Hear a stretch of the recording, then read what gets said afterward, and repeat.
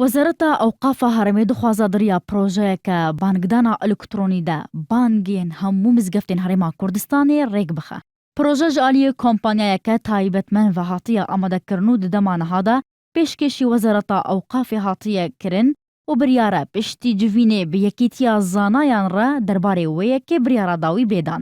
Wezareta Ewqaf dibêje dixwazin wê amara elektrînî li hemû mizgeftan bi kar bîne, borê xistina dema bangê bi dengekî xweşçûngî pavendnebûna bangderan bi demekê diyar kirî ve nerehetî li cem welatiyan durust kiriye.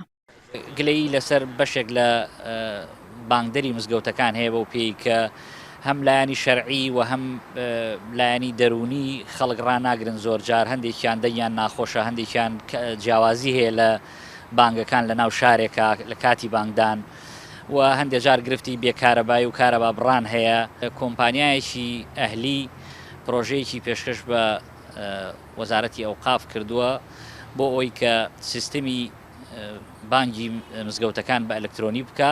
بەشێک ji mamosteyên olî digel wê projeya ewqaf de ne û dibînin ku bi vî awayî dikarin dema bankirinê rê bixin.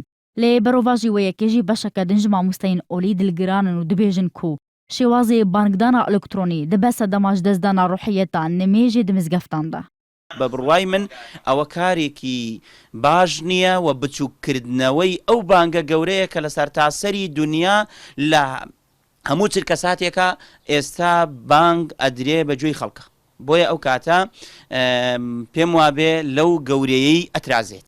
Li gorî amarên Wezareta Ewqaf jî di dema niha de zêdetir ji 5500 minareyên mizgeftên Herêma Kurdistanê bang didin ku hinek cara jî ji ber nêzîkbûna mizgeftan ji hevdû dê dema bangdanê de dengê her du mizgeftan dikeve nav hev de.